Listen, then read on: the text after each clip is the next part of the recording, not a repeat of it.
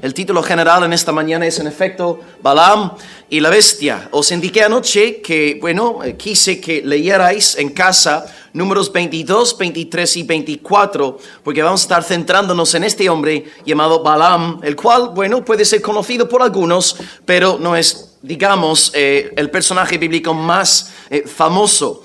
Vamos a abrir la Biblia hoy, sin embargo, para empezar, en 2 de Pedro capítulo 2, y voy a leer ahí 3 versos, los versos 15, 16 y 17, y luego más adelante en el mensaje volveremos al libro de Números. Así que 2 de Pedro 2, leyendo del 15 al 17, y el título general de Balaam y la bestia. Balaam y la bestia. 2 de Pedro 2, del 15 al 16.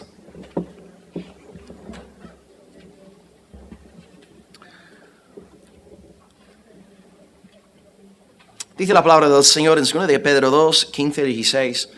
Han dejado el camino recto y se han extraviado siguiendo el camino de Balaam, hijo de Beor, el cual amó el premio de la maldad y fue reprendido por su iniquidad, pues una muda bestia de carga, hablando con voz de hombre, refrenó la locura del profeta.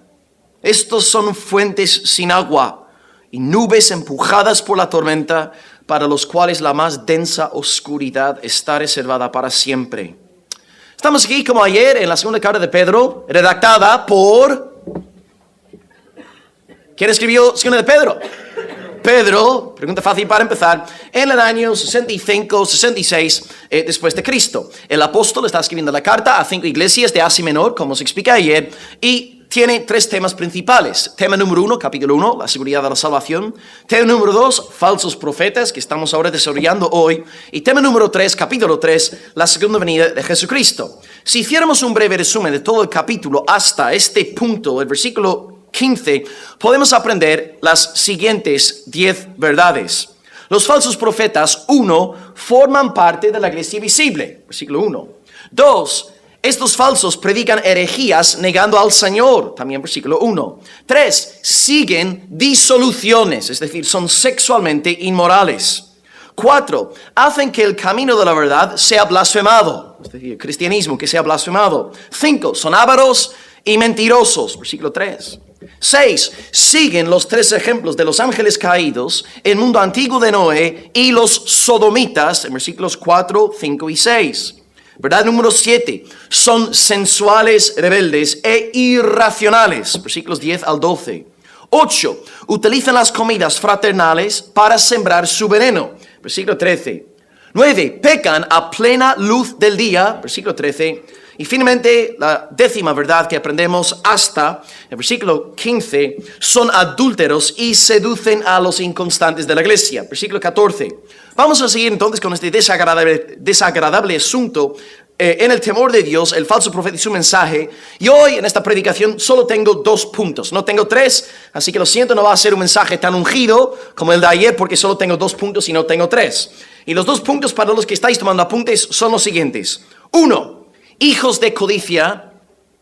2, hijos de maldición. Repito, 1, hijos de codicia. Y 2, hijos de maldición, y el primer punto será más extenso que el segundo. Pues vamos a arrancar en esta mañana con el primer punto, hijos de codicia. Bien. Si nos fijamos aquí en la última parte del versículo 14, aprendemos que los falsos líderes tienen, según Pedro, el corazón habituado a la codicia y son hijos de maldición. Pedro, como maestro, enseguida cita una ilustración del Antiguo Testamento para ayudar a las iglesias de Asia Menor a entender qué tiene en mente cuando habla sobre un falso maestro. Y cita el ejemplo de Balaam. Balaam es un hombre que ejemplifica la codicia y la avaricia. Era un verdadero hijo de maldición. Y ahora vamos a leer versículos 15 y 16 para ver lo que Pedro pensaba acerca de este hombre de Mesopotamia. Dice, han dejado el camino recto, se han extraviado siguiendo el camino de Balaam, hijo de Beor, el cual amó el premio de la maldad y fue reprendido por su iniquidad, pues una muda bestia de carga, una asna, hablando con voz de hombre, refrenó la locura del profeta. Antes entonces de exponer el texto, quisiera llamar vuestra atención como iglesia del Señor hacia la metodología aquí de Pedro. Pedro, si tú estudias la primera carta y la segunda carta, una y otra vez Pedro va a citar las escrituras del Antiguo Testamento para respaldar todo lo que está diciendo. Por ejemplo, a modo de ilustración, en nuestro capítulo 2, en el versículo 1, él alude a los falsos profetas que estaban entre el pueblo en el Antiguo Testamento. Está aludiendo a las escrituras del Antiguo Pacto. Y luego en versículos 4 al 8, habla de ángeles caídos, el mundo antiguo de Noé, y Sodoma y Gomorra y de Lot. Está una vez más citando ejemplos del Antiguo Testamento, enseñando a la iglesia que la palabra de Dios tiene autoridad y poder. Pedro siempre cita la palabra de Dios porque él sabe que la palabra es la palabra profética más segura, a la cual hacéis bien en estar atentos como a una antorcha que alumbra en lugar oscuro. Una buena ilustración podemos encontrar en el primer capítulo de 2 de Pedro. Él habla de la experiencia de la transfiguración. Vio la gloria de Cristo. Estaba Moisés, estaba Elías, y él vio algo de la gloria del Salvador Jesucristo. Una experiencia tremenda, pero acto seguido dice Pedro, y también tenemos la palabra profética más segura. Es decir, mi experiencia fue increíble e impresionante, pero hay algo más importante que mis experiencias religiosas. Es la palabra de Dios. Es el escrito está del Señor Dios Todopoderoso. Pedro entonces vivía sumergido en la palabra de Dios, y esto lo vemos en su vida, esta metodología antes de Pentecostés, en el día de Pentecostés, post-Pentecostés. Por ejemplo, antes de Pentecostés, después de que Judas se hubiese tomado la vida, Pedro cita 2 pasajes para que todos sepan que tienen que escoger a un sucesor. Él cita el Salmo 69, 25 diciendo, sea hecha desierta la habitación de Judas y no haya quien more en ella. Está citando el Salmo 69 y luego también cita el Salmo 109, versículo 8, tome otro su oficio.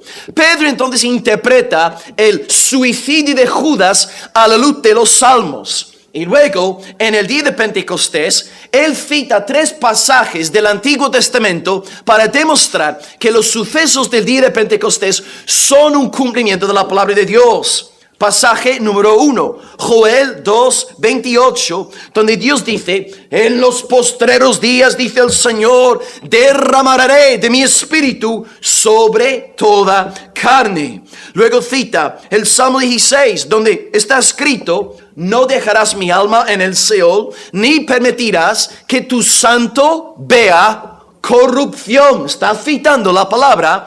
Y texto número 3, el versículo del Antiguo Testamento más citado en el Nuevo, el Salmo 110, versículo 1, dijo el Señor a mi Señor, siéntate a mi diestra hasta que ponga a tus enemigos por estrado de tus pies. Antes de Pentecostés está citando la palabra de Dios. En el día de Pentecostés, palabra, palabra, palabra. Y post Pentecostés, la metodología de Pedro sigue igual. En Hechos capítulo 3, por ejemplo, después de Pentecostés, Pedro está predicando la palabra del Señor y dice en Hechos 3, 22, el Señor vuestro Dios os levantará profeta de entre vuestros hermanos como a mí. A él oiréis en todas las cosas que os hable, y toda alma que no oiga a aquel profeta será desarraigado del pueblo. Está citando Deuteronomio 18, una profecía mesiánica dada por medio de Moisés. Y luego también en Hechos 4, versículo 25, Pedro una vez más predicando, cita Génesis 22, 18, donde está escrito, en tu simiente serán benditas todas las familias de la tierra, hablando de Jesús como el verdadero hijo de Abraham. Entonces, amados, para empezar hoy, fijaros en la metodología de un verdadero pastor de Dios, un verdadero hombre enviado por Dios. Antes de Pentecostés, palabra. En Pentecostés, palabra. Post Pentecostés, palabra. ¿Qué necesitamos hoy día en esas iglesias? Hombres de la palabra de Dios. Hombres que predican sola escritura como nuestros amados reformadores. Así que Pedro aquí, hermanos, en nuestro texto, una vez más demuestra que está en sumisión a la plena autoridad de la santísima palabra del Señor. Y de esta forma sabemos que Pedro no es un falso profeta, porque Pedro no busca su propia gloria. Pedro no está dando a entender cosas raras, no está desarrollando nuevas doctrinas ni cosas heréticas. Se somete al peso de la santa palabra del Señor. Pero el falso profeta tristemente hace todo lo contrario. Ahora este tema, pues vamos a entrar en él ahora. Hemos hablado entonces de la metodología de un verdadero pastor, un verdadero hombre de Dios, sola escritura, sola escritura, sola escritura. Y ahora Balaam, bien. Hemos leído versículos 15 a 16. Hemos resaltado la metodología bíblica de Pedro. Ahora nos interesa el contenido de nuestro texto en sí. Bien. Podéis leer sobre Balaam en Números 22, 23 y 24. Voy a daros un resumen de su ministerio que está pues recopilado en Deuteronomio 23, Josué 24 y Nehemías 13. Dice a grandes rasgos: Balaam era, o bueno, cito aquí una cita textual de la palabra. Dieron dinero a Balaam para que maldijera al pueblo de Dios, pero nuestro Dios volvió la maldición en bendición. Repito, dieron dinero a Balaam para que maldijera al pueblo de Dios, mas nuestro Dios volvió la maldición en bendición. El Nuevo Testamento, amados, también habla sobre Balaam. En el libro de Judas, en el pasaje paralelo, Judas 1:11, que os compartí ayer en el segundo mensaje, dice: se lanzaron por lucro en el error de Balaam. Balaam quiso hacerse rico. Y luego hay otro pasaje, Apocalipsis 2:14, que se lee: tengo unas pocas cosas contra ti, que tienes a los que retienen la doctrina de Balaam, que enseñaba a Balac a poner tropiezo ante los hijos de Israel, a comer de cosas sacrificadas a los ídolos y a cometer fornicación. Total, si sumamos los datos disponibles de la palabra, notamos pues que Balaam quiso profetizar maldición en contra de la nación escogida por Dios por amor al dinero. Y además de procurar maldecir a los israelitas, animó al rey de Moab, Balac, a que enviase a las moabitas a seducir a los varones israelitas para que cayese la ira de Dios sobre ellos. Bien, pero lo que más nos concierne en este mensaje es lo que nos enseña Pedro. Vuelvo a leer versículos 15 y 16. Dicen: han dejado el camino recto y se han extraviado siguiendo el camino de Balaam, hijo de Beor, el cual amó el premio de la maldad y fue reprendido por su iniquidad. Pues una muda bestia de carga, hablando con voz de hombre, refrenó la locura del profeta. Aquí ahora tengo 3 subpuntos para que sea más fácil de entender. Subpunto 1, el camino. Subpunto 2, el premio. Y subpunto 3, la bestia. Repito, 1, el camino. 2, el premio. Y 3, la bestia. Seguimos dentro del primer punto. Ok, primero, el camino. Han dejado el camino recto y se han extraviado en el camino de Balaam, el hijo de Beor. Bien, camino. La metáfora del camino. En el primer siglo, esta metáfora significaba cristianismo, la fe cristiana. Os voy a dar un par de datos que evidencian esto. Primera cita, Hechos 9, 1 al 2, dice: Saulo, respirando a una amenaza sin muerte contra los discípulos del Señor, vino al sumo sacerdote y le pidió cartas para las sinagogas de Damasco, a fin de que si hallase algunos hombres de este camino de la fe cristiana, los trajese presos a Jerusalén.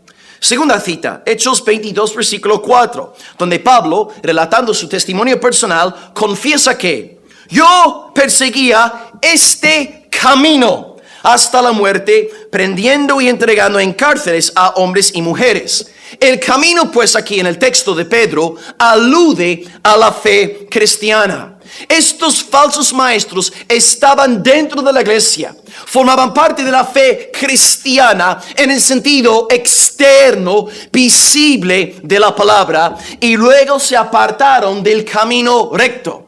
Porque el cristianismo es una fe recta, para personas rectas, no es una fe moralmente perversa. El problema es que en Asia Menor, donde Pedro está escribiendo esta carta, hay los predicadores libertinos habían convertido la fe cristiana en un sistema mundano y pecador. Y por esta razón ellos se opusieron a Pedro y a la doctrina de santidad que él anunciaba. Ellos decían que Pedro tenía un espíritu de legalismo, que Pedro carecía de amor.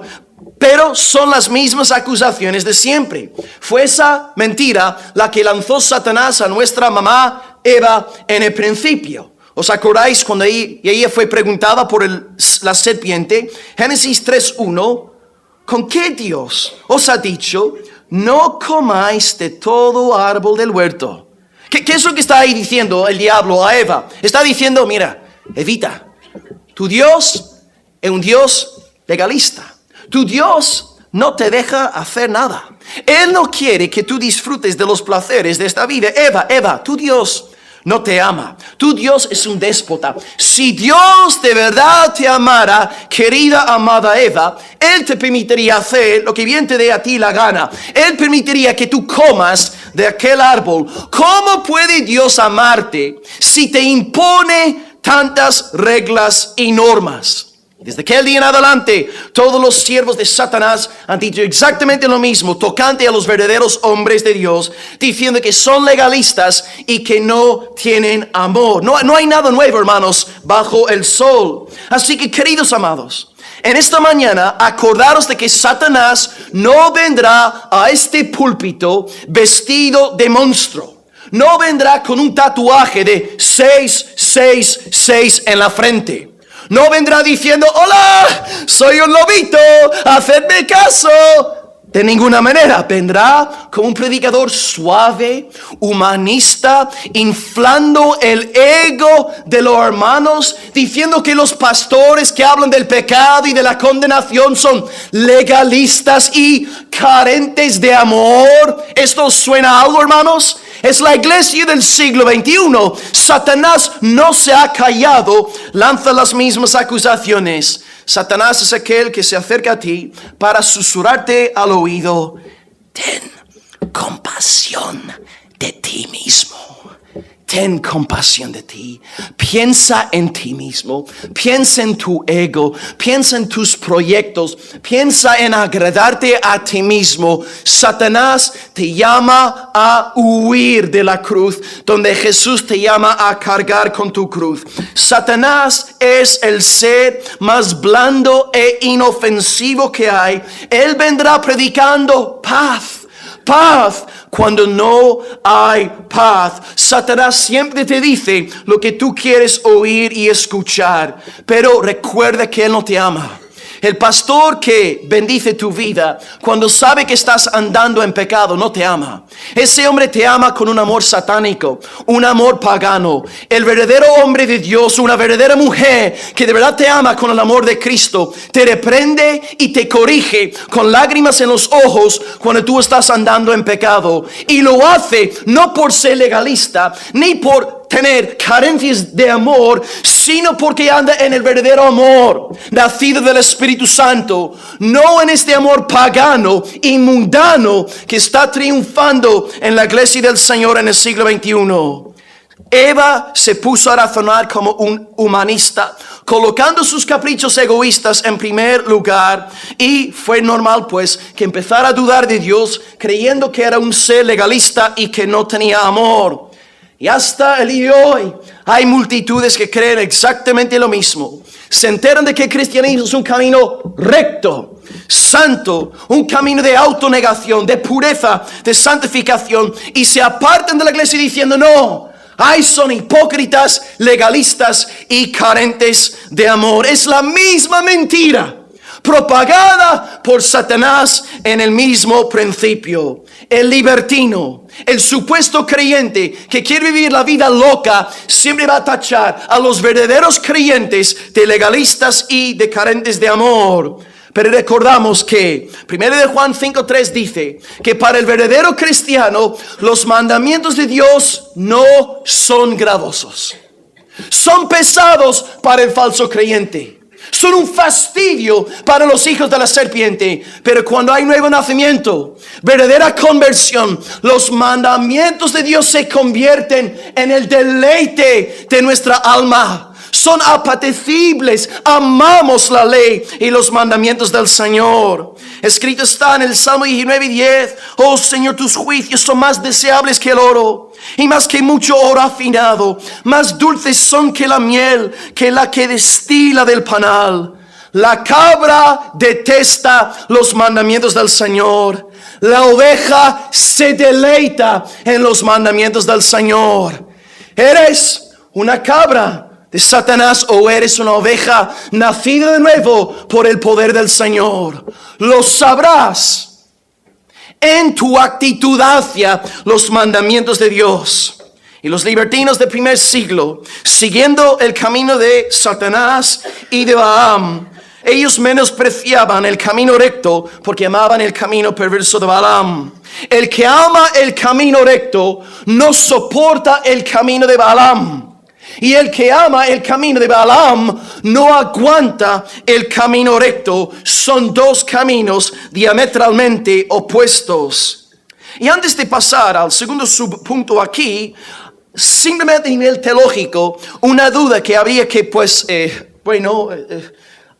solucionar. Algunas personas utilizan este pasaje para decir que la salvación se puede perder. Dice versículo 15 de nuestro pasaje: han dejado el camino recto y se han extraviado siguiendo el camino de Balaam. Algunos utilizan este pasaje para negar la doctrina de la seguridad de los santos, la perseverancia de los santos. No obstante, hay que leer cada texto en su contexto. Y Pedro acaba con la conclusión en el versículo 22, donde escribe: les ha acontecido lo del verdadero proverbio: el perro vuelve a su vómito, y la puerca lavada ha de volcarse en el fieno. Bien, ya aprendemos que no es para nada malo tachar a los falsos hermanos de cerdos, ni de perros, ni de cabras. Es bíblico hacer. Yo sé que hay muchos que se ofenden hoy día por esto, pero son más dulces que la palabra del Señor. Pedro aquí se refiere a ellos como perros y como puercas, y él fue inspirado por el Espíritu Santo de Dios. Simplemente un dato. Bien, el perro se había apartado del vómito durante un tiempo, la puerca se había apartado del lodo. Pero hermanos, una preguntilla: si yo llevo un perrito a predicar aquí la palabra de Dios y está conmigo 10 años en la iglesia, el perro, por estar 10 años en la iglesia visible, ¿es nacido de nuevo? Pero hermanos, está en la iglesia. No tiene nada que... Exactamente, como dice Paul Washer, tú puedes pasar la noche en un garaje. No quiere decir que por la mañana vayas a ser un coche. Estar en la iglesia visible no quiere decir que tú seas un creyente. Un perro puede estar 10 años en la iglesia, puede estar detrás del púlpito, no quiere decir que haya nacido de nuevo. Otra ilustración aquí: la puerca lleva aquí un cerdito, está 15 años con nosotros. Ok, hermanos, después de 15 años es el cerdito ahora nacido de nuevo. Desde luego que no, porque es un puerco, un cochino, un cerdito. Entonces, amados, Balaam era un perro, Balaam era un cochino, un puerco, un cerdo. Entonces un perro puede estar en la iglesia visible, un cerdo puede estar en la iglesia visible. No por eso quiere decir que haya nacido de nuevo. Por lo tanto, no es ninguna sorpresa cuando haya personas en la iglesia visible que acaben apartándose de la iglesia.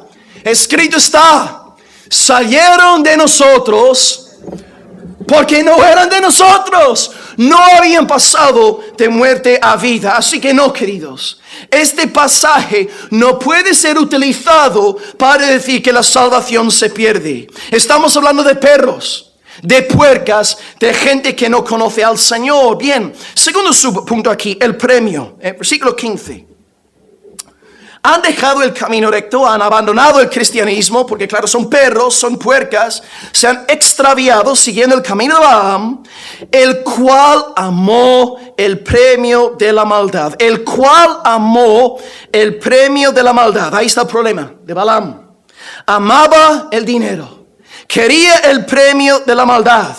Él profetizaba porque el rey de Moab le estaba dando unos cuantos euros y por lo tanto predicaba para agradar al rey Balac. Como os expliqué ayer, en 2 de Pedro 2:3 dice, por avaricia harán mercadería de vosotros con palabras fingidas. Ahora bien, sí, una iglesia tiene que sostener a su pastor y a sus pastores. Eso es correcto y es bíblico. La iglesia tiene que desempeñar esta función, pero es verdad que hay otros pastores que abusan de la iglesia del Señor y ahora están con jets privados, mansiones y esposas cubiertas de joyas y profesan representar al humilde nazareno Jesucristo, el cual dijo en Mateo 8:20, el Hijo del Hombre no tiene dónde recostar su cabeza.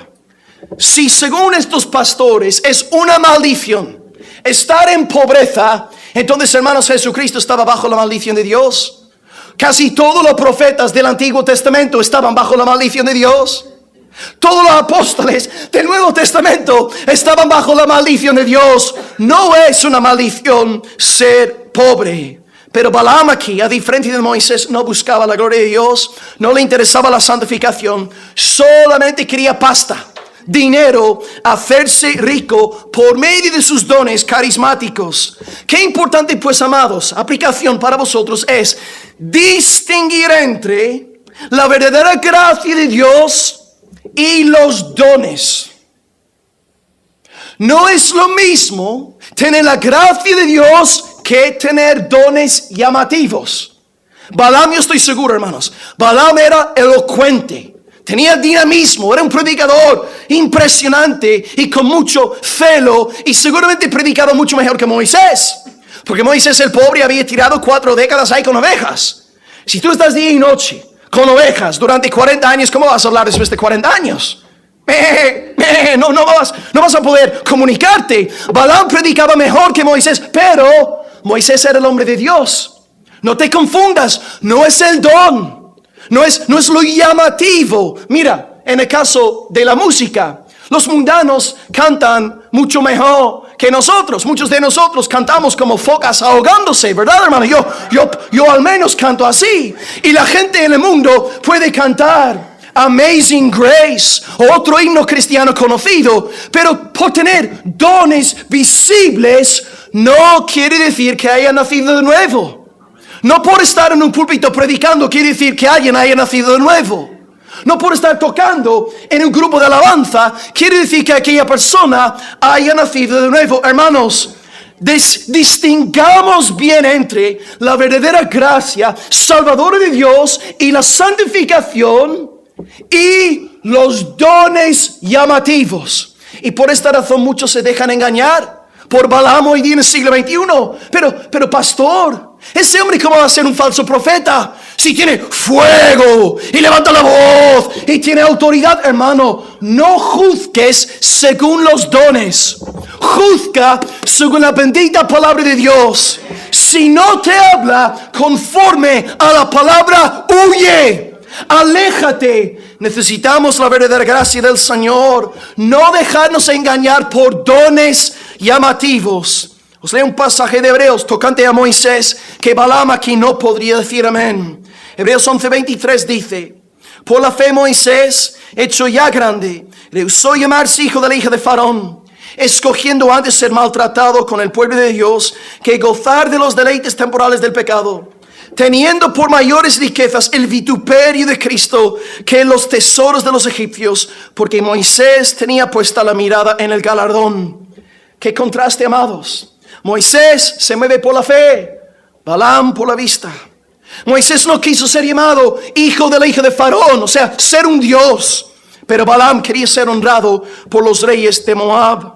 Moisés escogió sufrimiento y ser maltratado, Balaam hizo justo lo contrario. Moisés colocó su mirada en las riquezas celestiales, Balaam solamente en los billetes en su bolsillo. Balaam, pues, al igual que Eva, se dejó mover por las cosas pasajeras de esta vida. Quería dinero, deleites y fama. En este sentido, era un paradigma de los falsos maestros de Asia Menor del primer siglo. Así que tenemos que preguntarnos en esta mañana: ¿Cuál es el premio que más anhelamos nosotros? ¿Es nuestro premio el premio de Moisés o es quizás el premio que estamos buscando aquel de Balaam?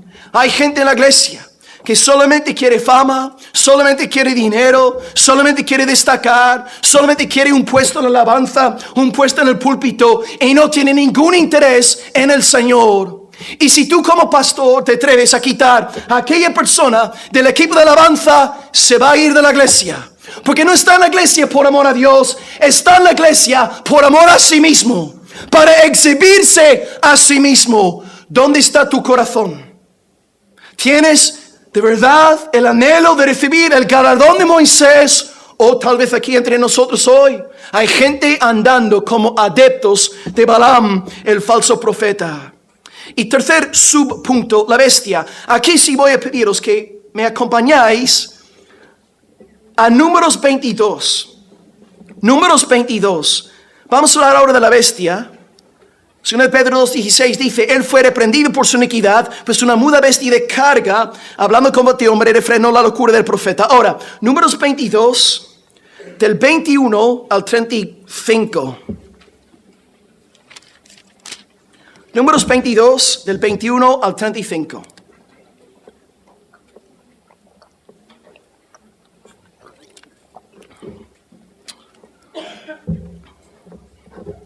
Así Balaam se levantó por la mañana y enabaldó su asna y fue con los príncipes de Moab, y la ira de Dios se encendió contra él porque iba, y el ángel del Señor se puso en el camino por adversario suyo. Iba pues él montado sobre su asna y con él 2 criados suyos. Y el asna vio al ángel del Señor que estaba en el camino con su espada desnuda en su mano, y se apartó el asna del camino e iba por el campo. Entonces azotó Balaam al asna para hacerla volver al camino. Pero el ángel del Señor se puso en una senda de viñas que tenía pared a un lado y pared al otro. Y viendo el asna al ángel del Señor, se pegó a la pared y apretó contra la pared el pie de Balaam, y él volvió a azotarla. Y el ángel del Señor pasó más allá y se puso en una angostura donde no había camino para apartarse ni a derecha ni a izquierda.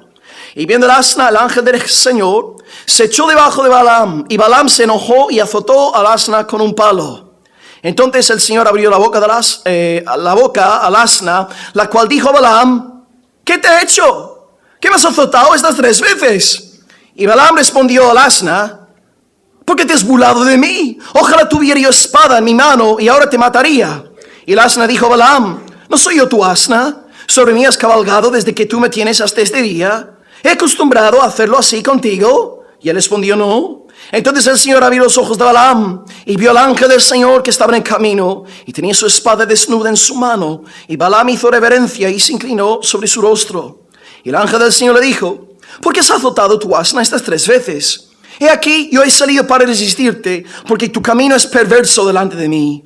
El asna me ha visto y se ha apartado luego de delante de mí estas 3 veces. Y si de mí no se hubiera apartado, yo también ahora te mataría a ti, y a ella dejaría viva. Entonces Balaam dijo al ángel del Señor, oh, he pecado, porque no sabía que tú te ponías delante de mí en el camino. Mas ahora, si te parece mal, yo me volveré. Y el ángel del Señor dijo a Balaam, ve con estos hombres, pero la palabra que yo te diga, esa hablarás. Y así Balaam fue con los príncipes de Balac. Pues bien, el título del mensaje es Balaam y la bestia. Y la bestia en cuestión aquí sale identificada. La bestia es una asna, una burrita, ¿verdad? Y ahora bien, qué irónico. El asna vio el ángel del Señor, pero Balaam no se enteró de nada. Y es como si el autor aquí de Números nos quisiese decir que Balaam estaba más ciego que un burro. Que el asna tenía más discernimiento espiritual que este hombre enloquecido, que no era capaz de enterarse de lo que estaba moviéndose en la esfera espiritual. Y sí que estaba mal el hombre que estaba conversando con un asna. Un asna a mí empieza a hablar conmigo, yo no le entro en una conversación, yo digo, ¿qué estás haciendo? ¿Cómo puede hablar un asna? Pero este hombre estaba ya mal de la cabeza, se le había ido ya a la olla. Y ahora fijaros en algo increíble. Balaam azota al asna por haberse desviado del camino. A ver si alguien es capaz aquí de ver la ironía en esta frase. Repito, Balaam azota al asna porque el asna se desvió del camino. Oh, hermanos, qué ironía. Aquí tenemos Balaam, el hombre par excellence, que se había apartado del camino, y ahora Balaam azota al inocente animal. Y aquí vemos el poder del endurecimiento del pecado en esos corazones. Cuando tú estás mal espiritualmente, piensas que todos están mal menos tú. Echas la culpa a tu esposa, a tus padres, a tus hijos, a tu jefe. Echas la culpa a todo el mundo porque tú estás mal espiritualmente. Y el pobre animal, de hecho, llegó a salvarle la vida a Balaam. Balaam tendría que haberle dado las gracias al burrito, pero en vez de hacerlo, pega, azota al pobre animal. ¿Ves? El pecado todo lo distorsiona. El pecado nos vuelve locos. Hace que nuestros amigos se conviertan en enemigos. Vemos a aquellos que quieren ayudarnos como fieles pastores y hermanos que nos corrigen por el pecado. Hace que veamos a estos hermanos como enemigos. Es el poder seductor, endurecedor del pecado en esas vidas. Y ten por seguro, hermano, si tú estás tonteando con el pecado y vete a confesar tu pecado y apartarte, estás intentando justificarte, andando en dureza de corazón, ten por seguro que habrá algún animal inocente en tu vida que va a salir perjudicado. Cuando tú andas en pecado con el corazón endurecido, tu mujer va a sufrir las consecuencias.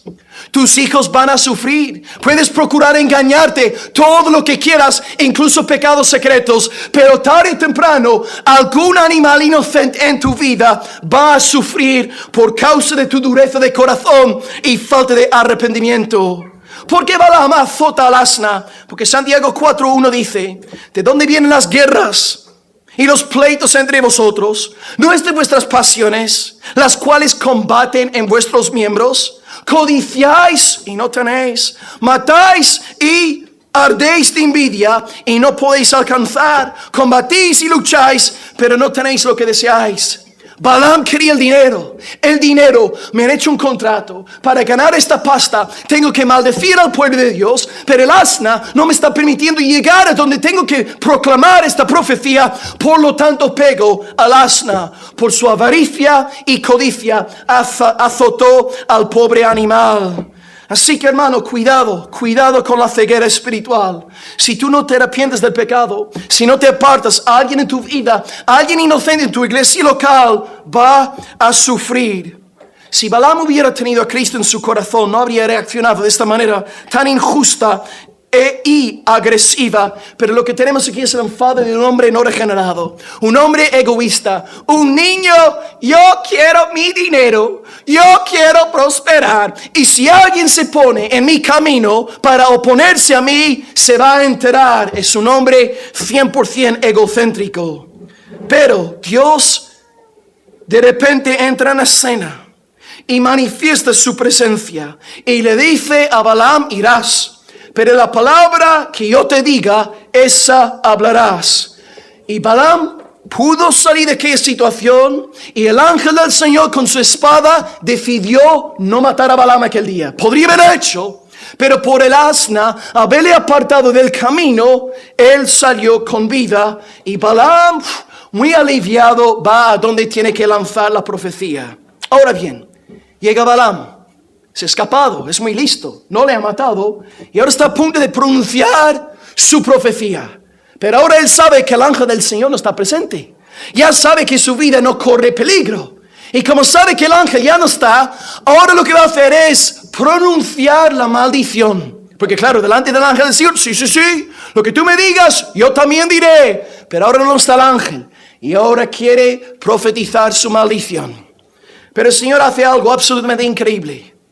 Cuando él empieza a pronunciar la maldición, Dios convierte las 4 palabras de maldición en bendición.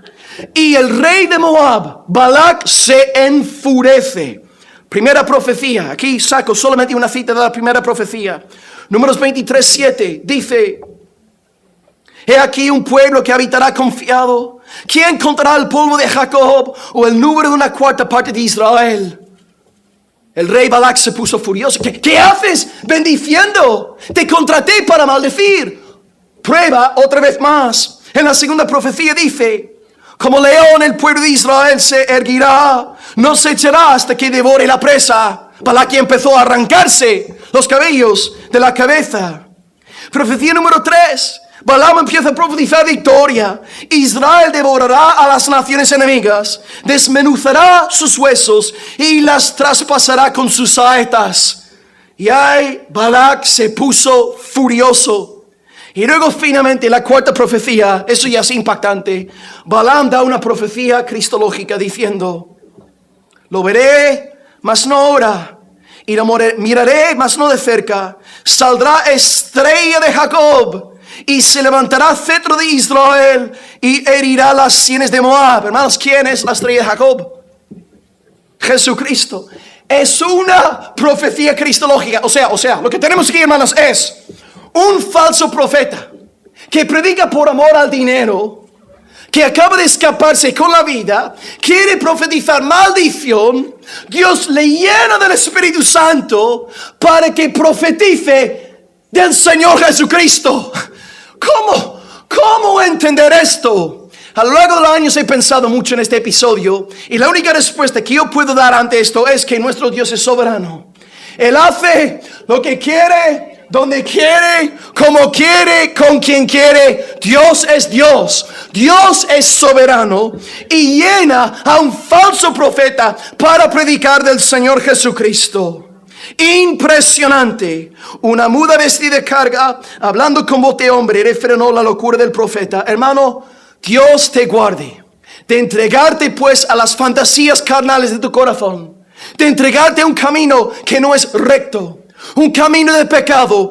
Dios te libre para que luego las asnas inocentes en tu vida no salgan heridas. Que todos podamos orar ahora. Oh Padre, refrena mi locura. Señor, produce en mí el querer y hacer tu buena voluntad. Aléjame ya, Señor, de los pasos de Balaam. Líbrame de ser un burro, un asno espiritual. Manténme, Dios, en el camino recto, motivado por el premio de premios, la gloria del Señor Jesucristo. Dios nos libre de ser hijos de codicia. Y ahora llegamos al segundo punto de mensaje, que ya de por sí es muy cortito. Hijos de maldición. Leyendo pues versículo 17. Hemos hablado de versículos 15 y 16 de 2 de Pedro 2. Y ahora, para acabar, versículo 17. Hijos de maldición. Dice: estos son fuentes sin agua, son nubes empujadas por la tormenta, para los cuales la más densa oscuridad está reservada para siempre. Bien, en el primer punto hemos hablado de Balaam, falso profeta, un patrón de un falso pastor, un falso ministro, un falso hermano. Y ahora aquí, hijos de maldición, 3 imágenes fáciles de recordar. Imagen 1, fuentes. Imagen 2, nubes. Imagen 3, oscuridad. Bien, en primer lugar, fuentes. En primer lugar, estos hombres como Balaam son fuentes, pero son fuentes sin agua. Bien, estamos aquí en Asia Menor, estamos en el Medio Oriente, estamos en una tierra propensa a la sequía, como mi amada, ¿no? Almería, donde vivimos nosotros. A veces hay que orar a Dios para que envíe lluvia, porque si no, Almería es propensa a la sequía. No sé cómo están las cosas aquí en el norte, pero si tú entonces te acercas a una fuente en un país del Medio Oriente o de Almería, ¿qué esperas encontrar en la fuente? Claro, agua. Exactamente. El problema aquí es que son fuentes sin agua. O sea, si una fuente es como un oasis en el desierto, refresca la sed, vigoriza los huesos. Sin embargo, ¿qué dice Pedro? Estos falsos maestros son fuentes, pero sin agua. Tienen la forma de ser verdaderos ministros, pero no tienen agua. Cito aquí a John MacArthur. Si existieran apóstoles en el día de hoy, John MacArthur sería un apóstol, sin lugar a dudas. Pero no hay apóstoles hoy día, para que nadie quede con la duda. John MacArthur dice, citando textualmente: una fuente sin agua sería un gran motivo de decepción en una tierra calurosa y seca como Asia Menor. Asimismo, los falsos maestros aparentan Aparentan tener agua espiritual para calmar el alma sedienta, pero en realidad no tienen nada que ofrecer. Entonces una verdadera oveja no puede estar mucho tiempo bajo el ministerio de una fuente sin agua, porque la oveja lo que necesita es hierba fresca, hierba verde, suculenta, repleta de bendición de Dios. Una oveja necesita la palabra del Señor. Y por lo tanto, cuando hay una fuente sin agua en el púlpito, que no hace otra cosa que proclamar gloria y año de conquista, y vienen cosas grandes, tarde o temprano la oveja tendrá que salir de aquella iglesia, porque no está recibiendo palabra de Dios. Y yo siempre me he hecho la pregunta, ¿por qué siempre son cosas grandes? ¿Qué es esta cosa grande que habrá de venir? ¿Será un elefante? ¿Será una ballena? Viene algo grande. 2020. ¿Qué es este algo grande, hermanos? La única cosa grande que esperamos como cristianos es la venida del bendito Salvador Jesucristo, Rey de Reyes y Señor de Señores. Más allá de esto, yo no sé qué es lo que están esperando. Número 2, son fuentes sin agua. Número 2, son nubes empujadas por la tormenta. La imagen aquí es parecida a la primera. Cuando vives en una tierra propensa a la sequía, viene una nube. ¿Y qué esperas? Que descienda la nube. Claro, exactamente. Aquí también en el norte entendéis estas cosas, ¿no? Pues viene la nube, aleluya, viene lluvia, pero luego es empujada por la tormenta y te llevas una decepción impresionante. Más de lo mismo, fuentes sin agua, nubes sin sustancia. Y luego número 3, la imagen de la oscuridad. Dice versículo 17, para ellos, para los cuales la más densa oscuridad está reservada para siempre. Aquí pues no hace falta explicaros esto. Es una alusión al castigo venidero, la condenación eterna. Cuando Jesús dice, ahí habrá lloro y crujir de dientes, Pedro está simplemente diciendo lo que el Salvador nos había enseñado. Balaam pues, hijo de maldición. Ya hemos explicado que él quería maldecir a los israelitas por amor al dinero. No pudo hacerlo porque Dios se lo impidió. Y luego Balaam hizo otra cosa muy perversa que no salió en el pasaje que os asigné anoche. Si tú lees Números 25, a primera vista uno pensaría que Números 25 no tiene nada que ver con Números 24. Porque a finales de 24, Balaam se levanta y va a su lugar. Y en el capítulo 25 se nos dice ahí que los israelitas empezaron a fornicar con las mujeres guapas de Moab, adorando a los dioses moabitas. No obstante, si leemos la palabra de Dios con cuidado y buscamos en Números 31:16, Moisés dice lo siguiente: he aquí, por consejo de Balaam, las mujeres moabitas fueran causa de que los hijos de Israel pecasen contra el Señor, y por lo que hubo mortandad en la congregación del Señor. Claro, Dios quitó la vida a 24,000 hebreos por haber fornicado con las mujeres guapas de Moab. Esto quiere decir que, aunque no lo podamos ver en Números 24 y 25, significa que Balaam, antes de volver a casa enfadado porque no había ganado pues el dinero del contrato, se le ocurrió otro plan. Claro, creyéndose más listo que Dios. Como él sabía que no podía pronunciar maldición sobre el pueblo, Dios se lo iba a impedir cada 2 por 3.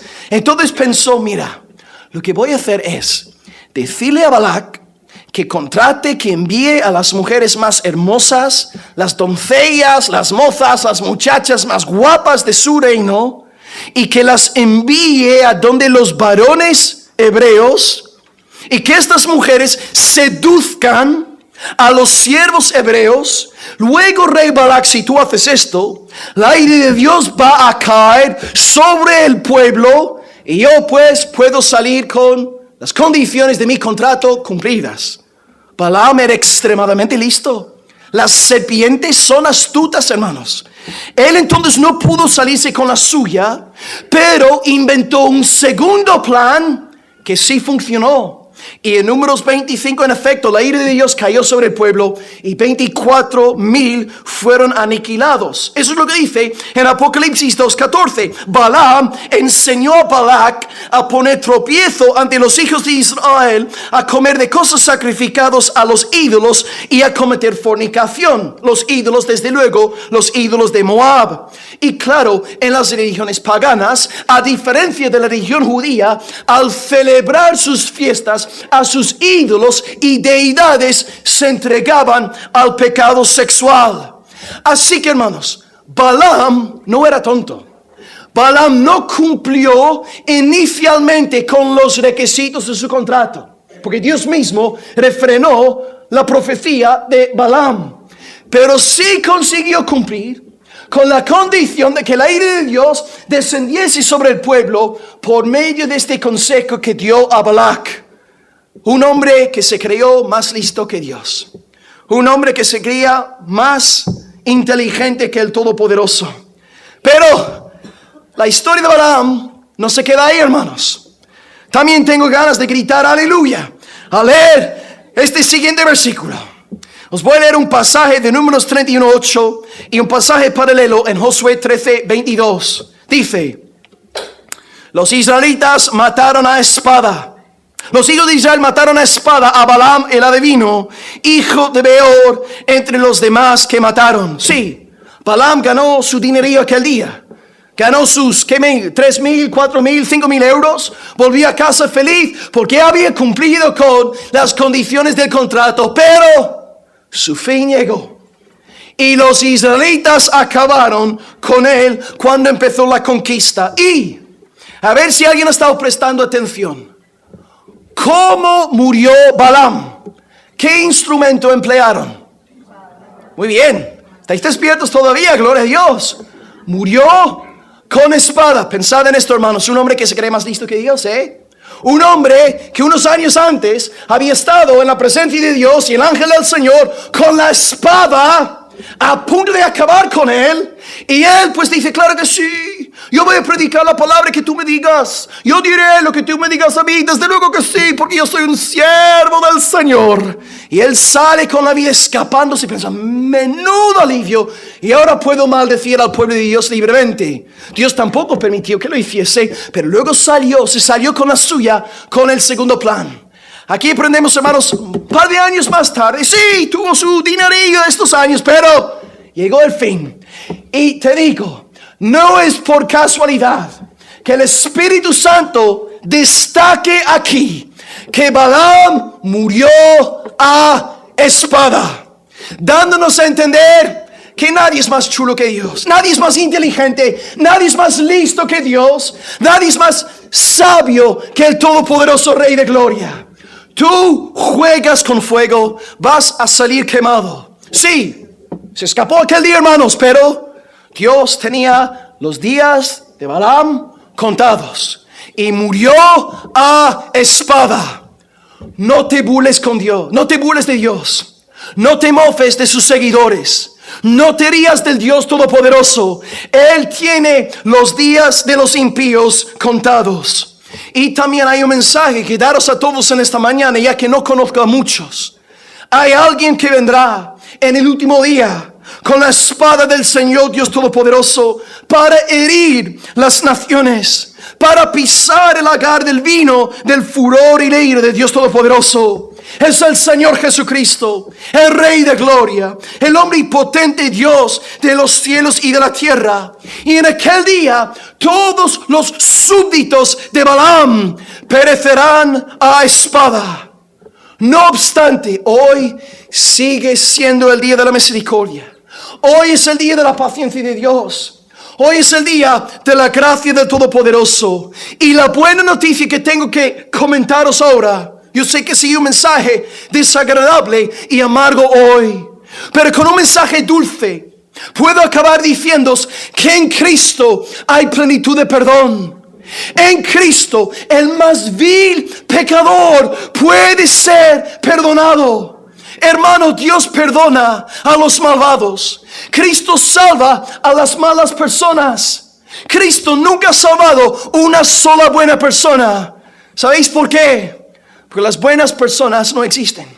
No hay tal cosa como una buena persona. Y si tú estás aquí en esta mañana creyéndote buena persona, no puedes ser salvado. Es imposible que vayas al cielo. La salvación es para las malas personas, para los pecadores, los corruptos, que son capaces de reconocerlo, arrepintiéndose de su maldad y colocando su fe en el Cristo crucificado, en el Cristo resucitado gloriosamente al tercer día. Hoy pues, tú puedes ser un seguidor de Balaam.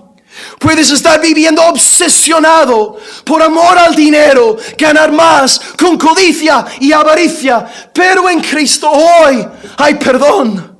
No tienes por qué perecer a espada.